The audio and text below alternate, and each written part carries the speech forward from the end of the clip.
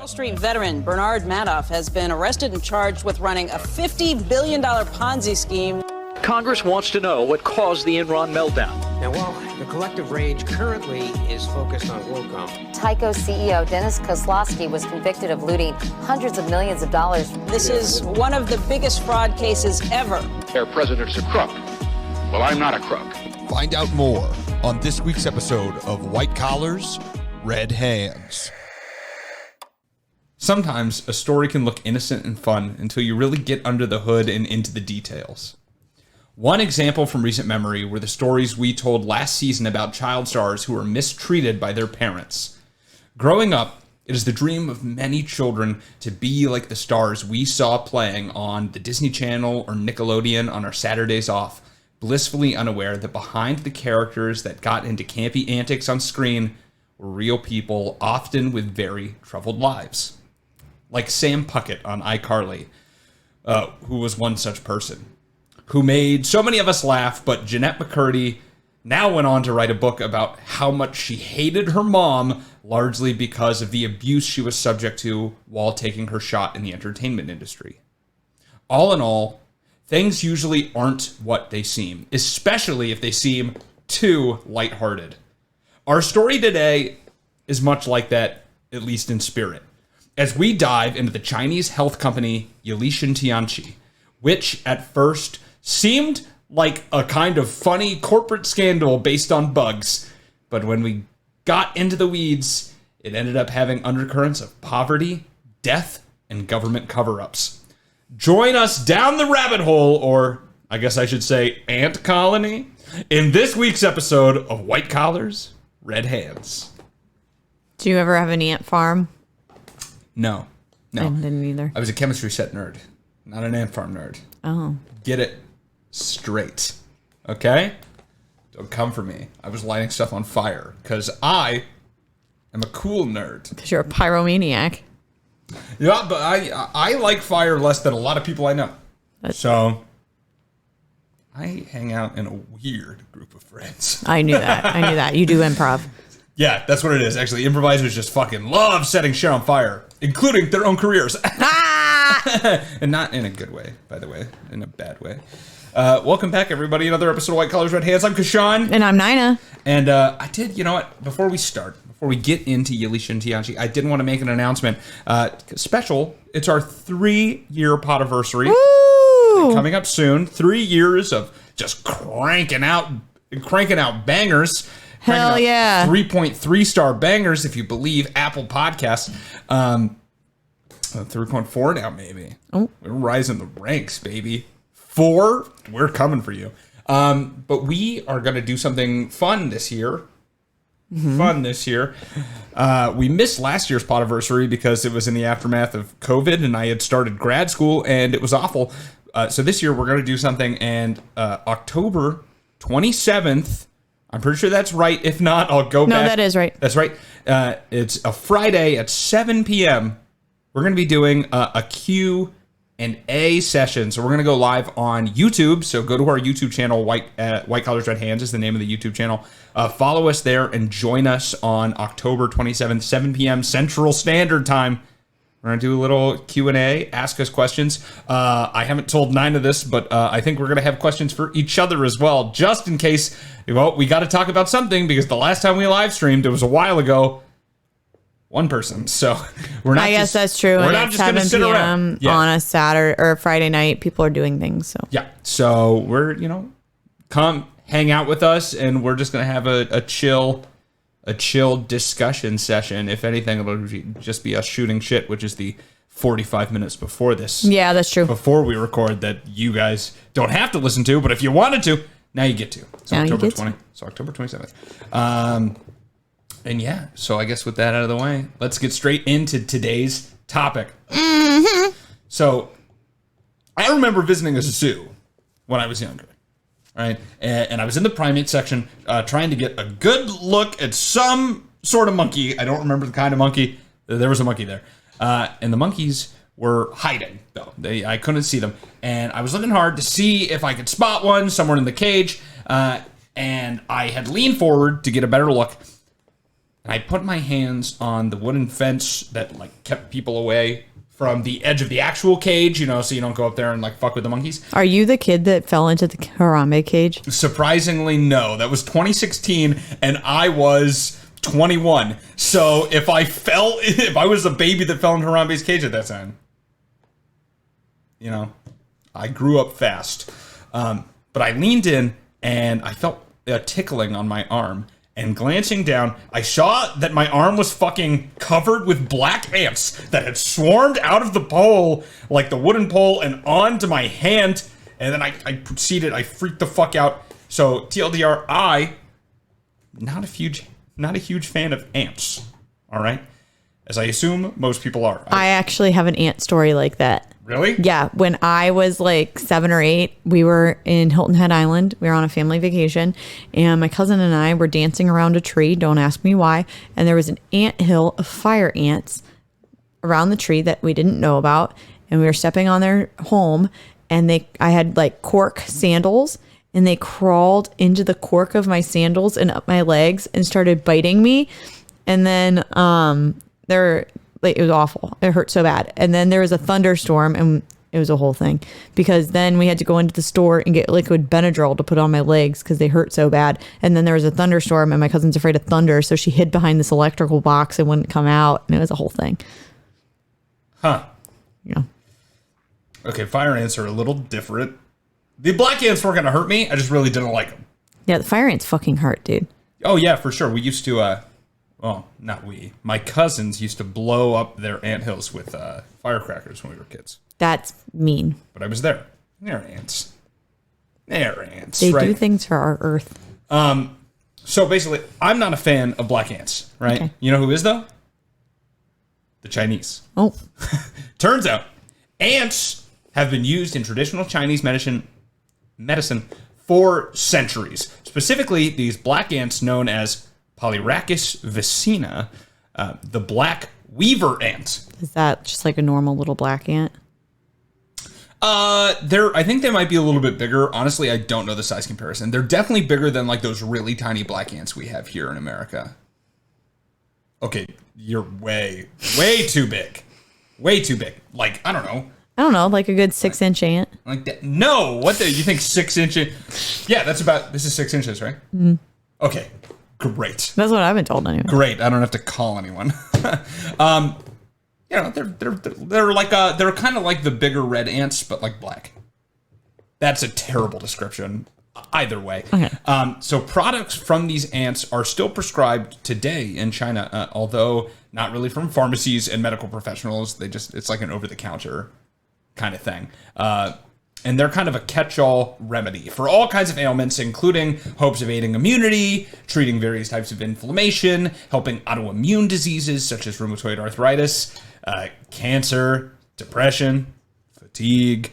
It might even help you save your uncle from a life of loneliness. No, there's no way he does that to himself. Ants. Ah! All right. Well, they keep divorcing their ants, or the ants keep dying, so. It was a fun, lighthearted joke. You didn't have to make it sad and about divorce. You could have just done one of those. At first, you might dismiss these claims of the black ant being a catch-all cure as classic quackery.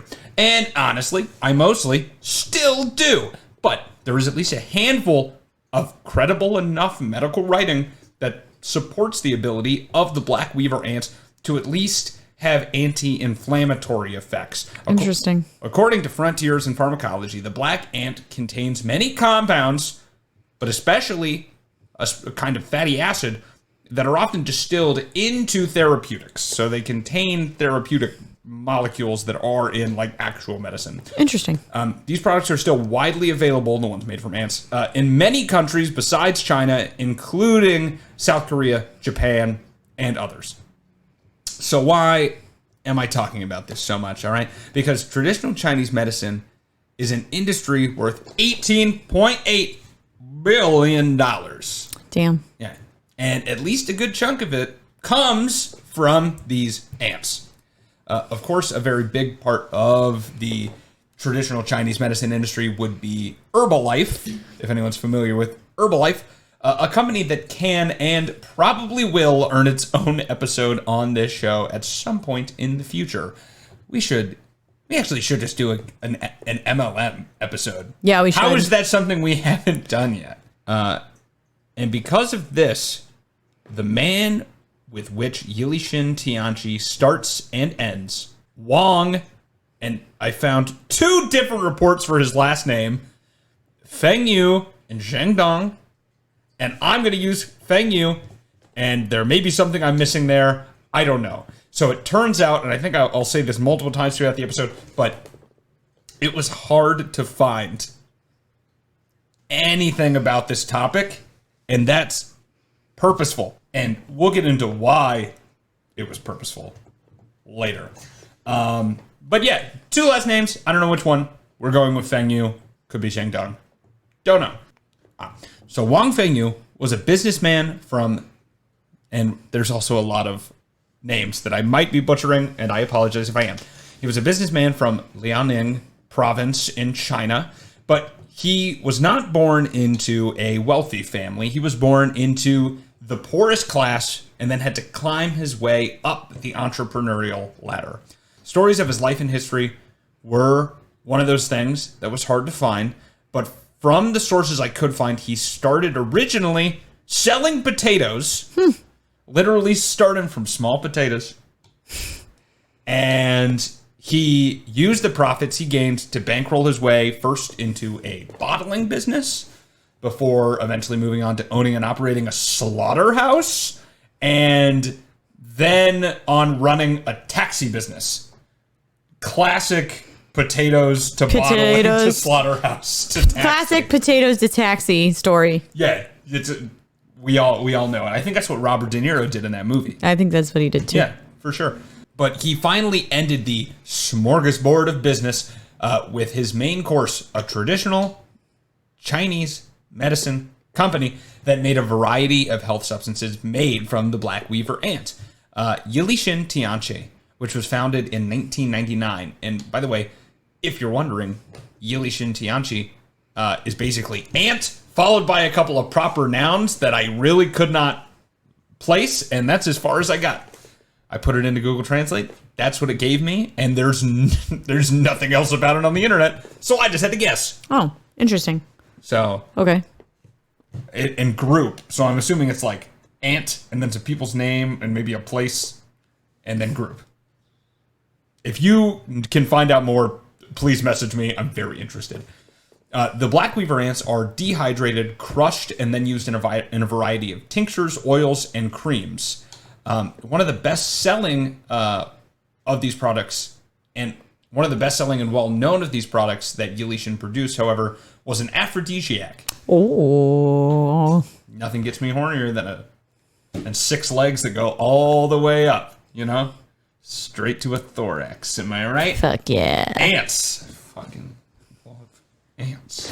One time when I was with my ex's family, we had oysters, and his dad was like, you know, oysters are an aphrodisiac. And I forgot what that meant. And I was like, what's that? And then he was like, Yeah, maybe you shouldn't have said it, you weirdo. And then my ex was like, it makes you horny. And then I never forgot it.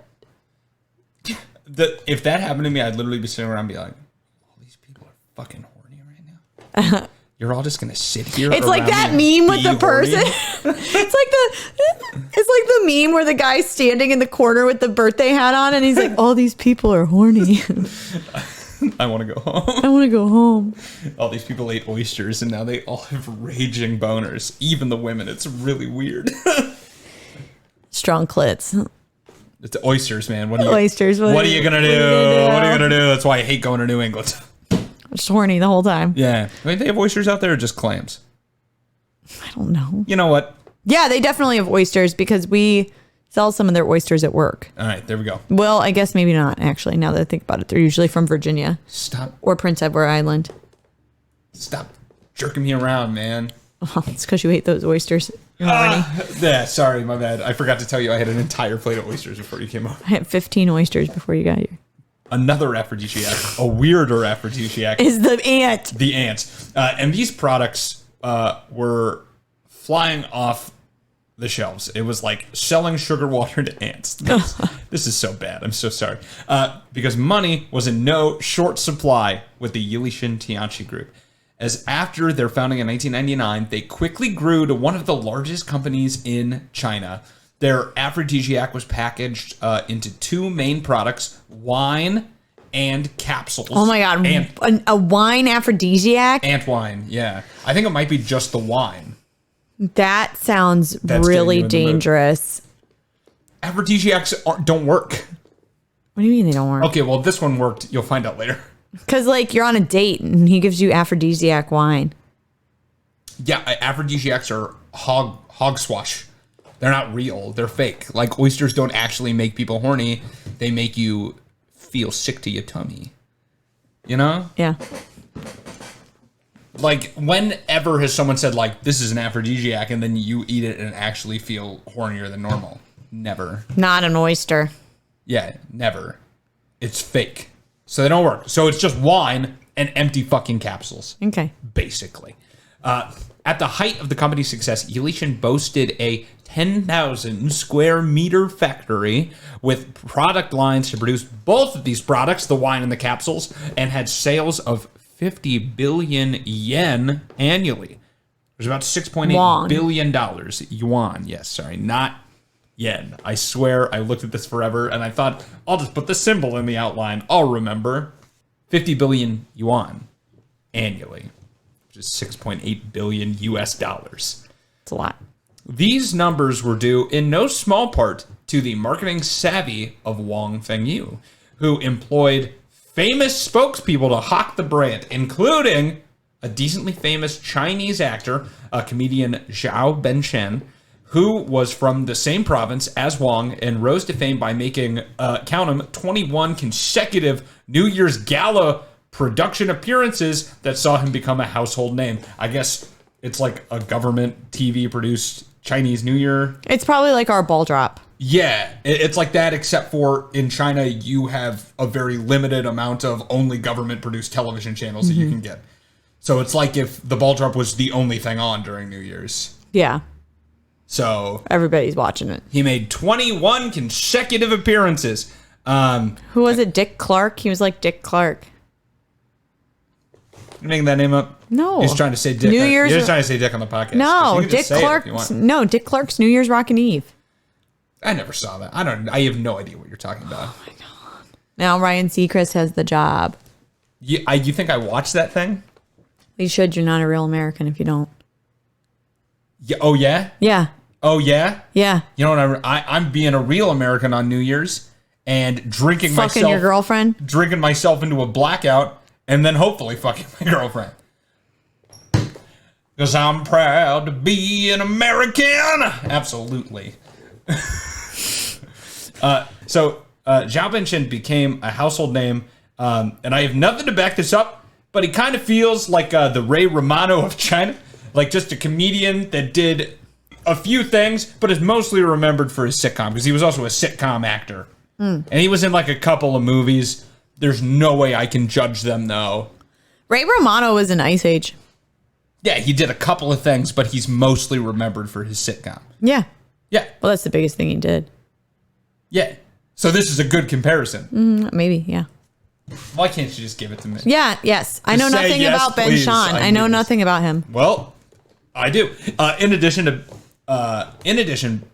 Ben Shahn, Yilishen also employed the testimonial prowess of a much more interesting character, the, at the time, tallest man in the world, a Chinese man by the name of Bao Zhishun, who still stands at a height of 7 feet 9 inches.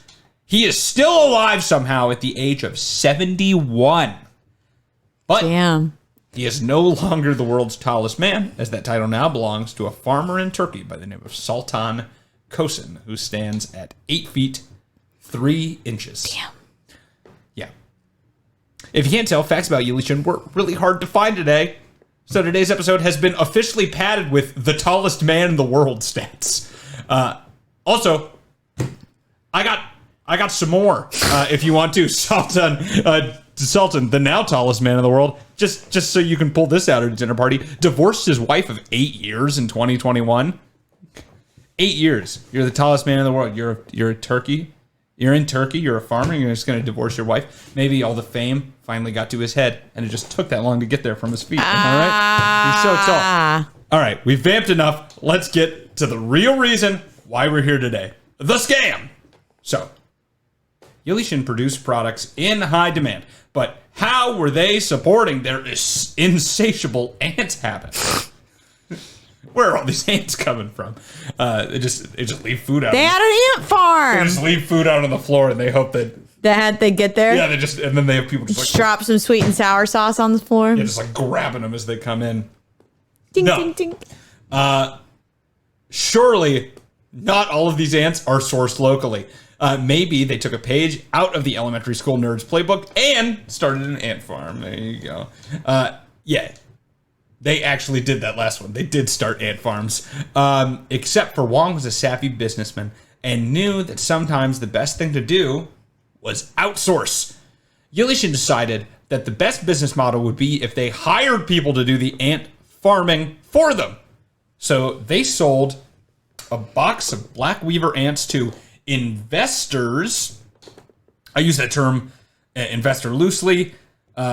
But the way that the deal was structured, they were basically contract workers that bought their goods from the company that also employed them. Very weird. The investors bought the ants at the rate of 3 boxes for 10,000 yuan, which is 16,000 US dollars. That is a lot. It is. It is a lot of money. $16,000 ants? Well, and 3 boxes, though. How many ants were in each box? I don't know. They weren't allowed to open them. I don't know, you know. What? So you would buy the box, but you couldn't open it? We're going to get into it, Okay, all right? sorry. I'll stop. So it is a lot of money. You're right. Considering especially that the investors were usually rural farmers at a time when the average income in China was around $10,000 or $1,000. Sorry. Oh, wow. The annual income, 1,000 US dollars. This is like 16 years, you know, of average pay. It's a lot of money. And these investors, they largely got the principal capital to even get the first boxes to begin with from settlements from the government or settlements that the government had made with them in return for taking their land for government development projects. Because, you know, this is at the time still like China's expanding. They're building a bunch of infrastructure. So they like pay these peasants like money to take their homes. And they would just take it and put it all into ants. The ant boxes would be delivered to their new ant farmers in cardboard boxes with a little mesh window and a feeding hole. And the farmers were told, like I said, not to open the box no matter what, so as not to taint the special ants in the box with just like baser ants from the surrounding environment. Okay. They're like icky. You're going to get all your shitty ants and our good ants. Okay. So you can't open the box. They were also instructed to give the ants a little spritz of sugar water through the mesh once a day. And once a week, they should be fed cake and egg yolks. I don't know about the cake I get, right? Like ants, sugar, cake. The egg yolks, little weird. That is weird. Maybe they were really trying to get some jacked ants. They were like, maybe give them all the protein. Maybe it's like our hormone chickens.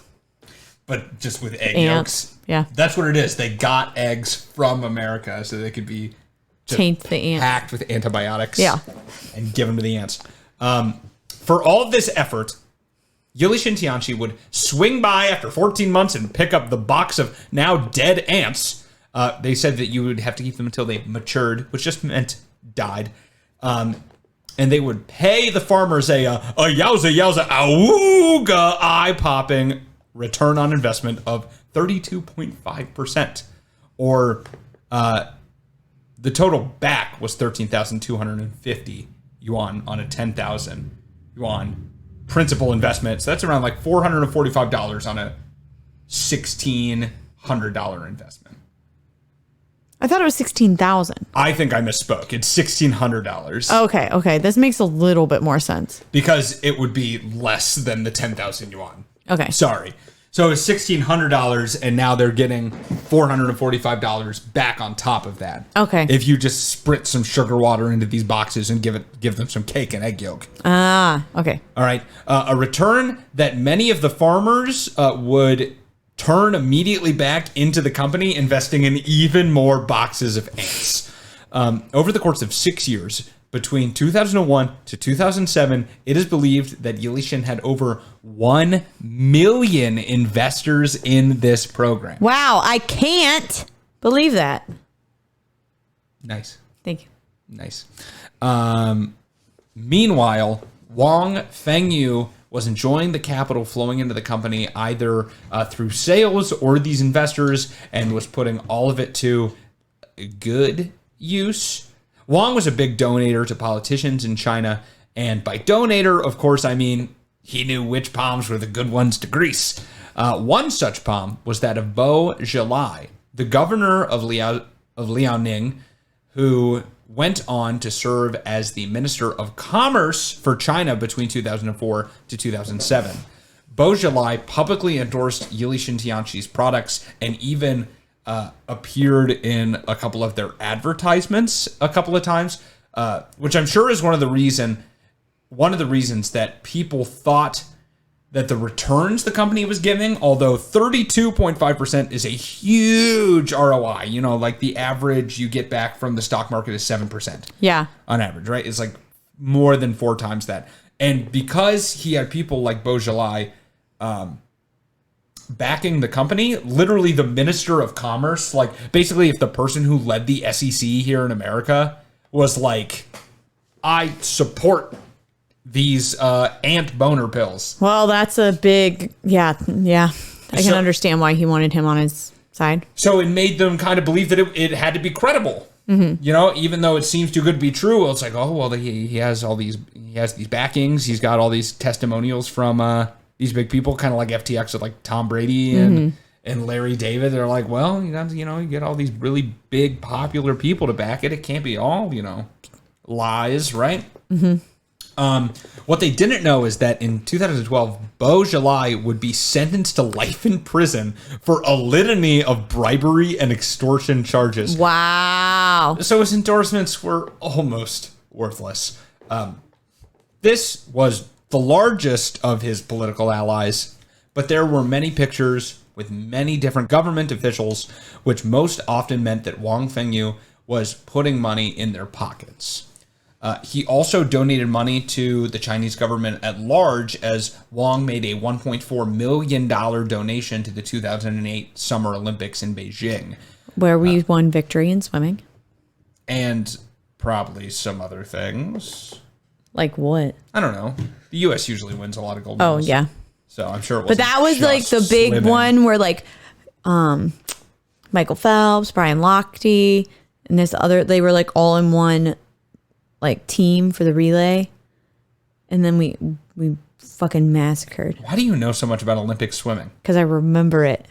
Because my mom's obsessed with the Olympics and we would watch it. I'm about to say, this isn't the Miracle on Ice. Like, it wasn't like that big of a deal. It Like, was. It's cool or whatever, but like, I remember it was so who exciting. gives a shit? It was very exciting. That one was very exciting. I'm glad that the one sport you get excited about is Olympic swimming. It was interesting. Fucking nerd, dude. I don't I don't like jizz myself on on Olympic swimming, but like. No one should jizz themselves on any sport. It's weird if people are too into it. Yeah, well. I like sports, but I definitely know people that are like. Oh yeah, they're it's like. like their. It's their whole personality. Their whole, but yeah, personality is their team. Mm-hmm. And you're like, I mean, I like the Chicago Cubs. They're killing me right now, but like. Isn't it over? Cares? Soon. It's last week, unless they make the playoffs. This isn't a baseball podcast. Anyways. So this is an ant podcast. Yeah, this is an ant aphrodisiac podcast. So he donates to the 2008 Summer Olympics, but the government scratched his back as well. It wasn't just one-sided, as he was awarded the Governmental Model Private Entrepreneur Award, which is something they give out. Okay. So basically, the government backed him a lot. Mm-hmm. That's the main idea to get out of this is that him and his company were heavily endorsed by the government. But things were about to get pretty rocky. As in 2004, a large blow would be struck to Yilishen when they tried to apply for approval to sell their products in the United States. Oh. Obviously, that would expand their market significantly. And there are a lot of rural single moms who would just be dying to sell boner pills made from ants as long as it was part of an MLM. Oh, yeah, they would. Like, hey, girly, does your husband have problems getting it up? Try this ant boner pill. Ding dong, ant boner pills calling. I don't know any other MLMs. I don't know any either. I stay away from them, and you should too. The FDA, however, did not like this. And they banned all of Yilishen's products from America completely outright. They're like, you can't be here at all, because it was discovered that they contained decently large amounts of sildenafil nitrate. You want to take a guess? You probably already read it, but you want to take a guess at what sildenafil citrate is? I thought it was just a chemical. Okay, well, most things are just chemicals. I thought it was just bad for chemicals. you. Not necessarily. It is the main active ingredient in Viagra. Oh, my favorite medicine. Which, fun fact, originally studied as a heart medication, and then a side effect was it gave people boners, and they were like, maybe we should just have it do that. And maybe I should take that because I have heart problems. It was bad at being a heart medicine. That is why they switched to the boner pill route. What would happen if I took it? I don't know. It stops like a nitrous oxide cascade that causes that or it enables it, one or the other, and that causes an erection. So I have no idea what it does in women. I've never had an erection. Congratulations. They kind of suck. I'm not going to lie. They're never at good times. Do you get it when you're in the airplane when it's landing? Yeah.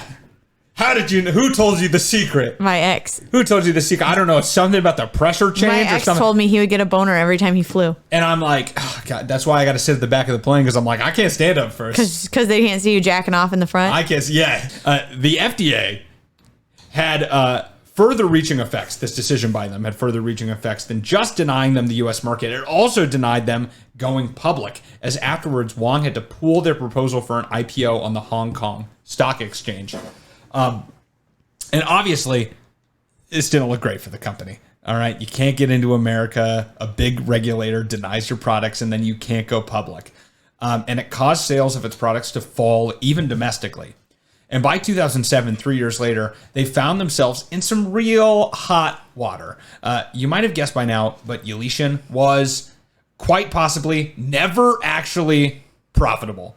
Instead, they used their investors and ant farmers in the ant boxes to fund a 6-year Ponzi scheme where the money from new farmers paid off the old. Some of it went to bribe the politicians to keep up good public appearance, and I'm assuming a good portion of it went to Wang himself.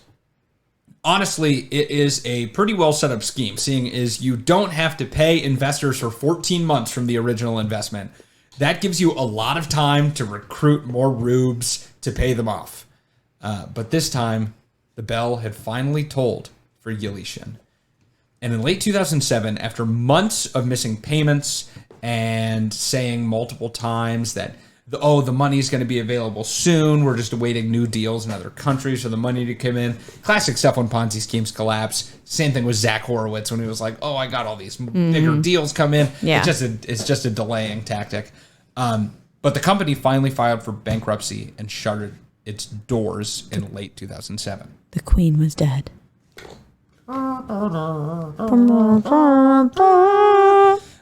As we said, though, many of the 1 million investors had poured every single cent they had into this scheme. There were some interviews with people that were caught up in the scheme, and you can just tell they're in yeah, it's bad over there. You can just tell when you really bad poverty. The inside of the house looks like it should be shut down.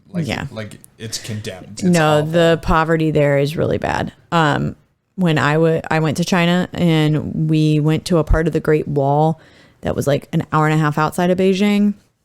because we wanted to go to a part that wasn't as crowded. And some of the houses we passed, I was like, I can't believe this is standing. Like, and that's where that's where it looked like these interviews were taking place. And so they poured all of their money, literally all of the money. And they don't have any money either. That's the worst part. And they did have money for a little bit, and they decided to do this because people were getting 33% returns. Ant farming was their entire livelihood. And because of this, there was mass panic when news of Yilishen's bankruptcy came out. People flooded the streets to protest in the provincial capital of Shenyang, disrupting traffic, forcibly entering government buildings, because many of the investors blamed the government because they so openly supported the business, and they were there asking to be made whole for the money they lost from this company that you obviously backed. You gave them the Outstanding Entrepreneur Award. Yeah. I mean, good on them for protesting like that. Yeah. But now, did you think the government, did they acquiesce and pay these people back their money? No. No. They did the exact opposite, which was send the riot police out to these public protests to put an end to it by literally beating many of the protesters in the street and arresting the ones that they could. He immediately put the kibosh on it. In addition to this, the government blocked and censored all internet postings relating to Yilishen, and threatened anyone found talking to reporters about it. The reporters themselves were obviously intimidated into dropping the subject. So it was like heavily censored. And they also contacted like the Attorneys Guild in Beijing, and lawyers in the country's capital were dissuaded from representing anyone in lawsuits against Yilishen. Like a lot of pressure was put to cover it up, to make it as quiet as possible, which is why there's not a lot of information on it. It's really hard to find because they really, really suppressed it in the aftermath. Like, you can click on a lot of all the links in the Wikipedia article, dead links. They just go interesting. They just go to empty pages. Oh my God. You can find some stuff, but that's also why I don't even know how credible a lot of this stuff is. I found 2 different last names for the guy, but obviously something weird happened. Yeah. And there's some contemporary articles about it, so, we get a little bit, but it was hard to get. You can't get in depth on it. Yeah. There's no indictment that I could read for this week's episode. Right. Yeah, because the government was incentivized to sweep it under the rug as fast as possible, save some face from the corruption that too much digging would uncover. Like, this was a fucking a molehill that turns into a mountain of corruption when you really get into it. After the unrest from the protesters was stymied by setting up police checkpoints throughout the entire city to keep them out. Were they in Beijing? Where were they at? No, this is in Shenyang. That's the capital of the province of Liaoning. Okay. Wang Fengyou was arrested for inciting public unrest and then forced to publicly confess on national television that he had incited counter-protests outside the government offices by calling and assembling his former employees. Okay. Yeah, I think this was fake to say he orchestrated this. Well, they basically framed him. They arrested him and framed him. And for this charge, Wang was sentenced to death. A sentence that was carried out in October of 2008, less than a year after all of this happened. That's crazy. So they're quick. Snappy. They're not keeping you. They're not wasting their tax dollars keeping you on death row. That's for sure. No, you get, because there was obviously probably at least a little bit of a trial or something, and then just done. That was also hard to find. There was one article that I could find that came out when they actually killed him, so I could find when they did it. So I don't know. Now, he got the death penalty, but many managers at his company did not face the same gruesome fate. They faced some hefty prison sentences for their part in the scheme, but he was the only one that was sentenced to death. And this wasn't the last time that this scandal happened, by the way.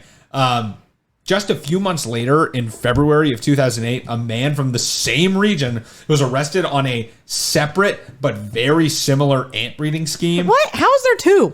I do not know. That's so random. And it earned him $417 million.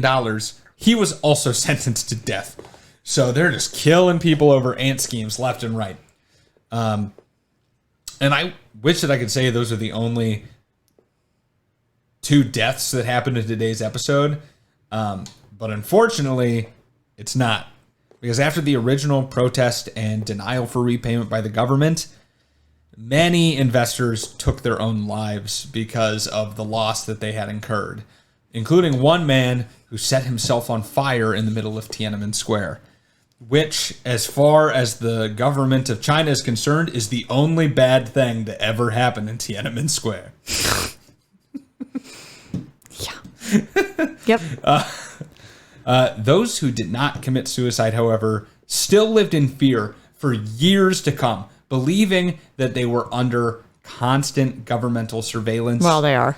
They were, I guess, they still are. The government had said that the Olympics were under threat from them. Like they were like, they made this whole like storyline where like these people are like inciting unrest, like the Olympics are going to be ruined because of them. They pose a danger to it. So they were like, yeah, I feel like I'm constantly under governmental surveillance. And the investors in this scheme, to this day, are hesitant to show their face on camera. They were required to register like that they were investors, but they never got money back. So like that's pretty sketch. Yeah, that's really sketchy. Yeah. So not Damn. great. And so we reach the end of our story. That was supposed to be one of the fun ones this season. That wasn't that fun. When doing the preliminary research to get our run order together and discussing this with Nina, I said, hey, let's do something fun for a second episode, just so that we can play off the vibe of the first episode of Who Wants to Be a Millionaire. It'll be fun to start on the right foot. Instead, I was led down a rabbit hole that ended with government corruption and multiple people dead. So thank you for joining us down that rabbit hole today. Yilishen Tianxi is no more, but corruption and greed still plague the world. On top of that, if we weren't already, this episode is definitely keeping us at a WeChat's podcast player. So if we weren't on the censor list, We are now. yeah, we're not going to be like fucking Disney. We're not giving into it. We're not changing who we are. We're still talking about things. Yeah. Yeah, take that, fucking mouse. Little mouse bitch. Disney's evil. We can say Yeah, stuff like- absolutely. we can say stuff like that. It's fine.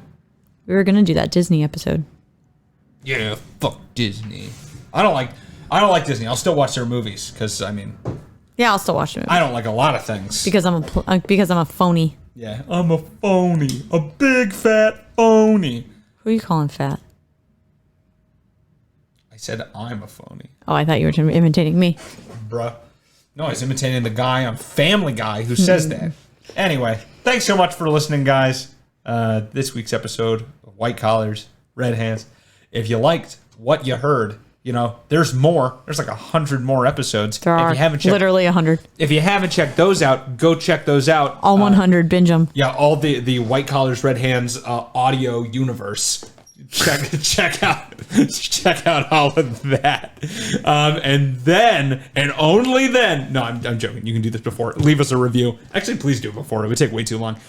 You can write us a review on Apple Podcasts if that's where you're listening, or you want to create an iTunes account for some reason, or you can just leave a starred review on either Spotify or on Apple Podcasts.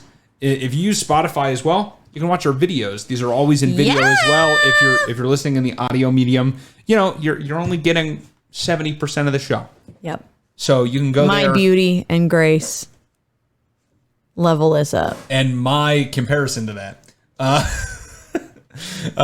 So you can see that on Spotify or on our YouTube channel. As we mentioned earlier, it's where the Q&A is going to be on October 27th, 7 p.m. Central Standard Time. And that is White Collars, Red Hands on YouTube. You can also follow our socials, facebook.com/White Collars Red Hands, Twitter at White Collars Pod, Instagram at White Collars _Red Hands, TikTok at, you guessed it, White Collars Red Hands. Send us a message on there, connect with us, suggest a topic for an episode next season maybe.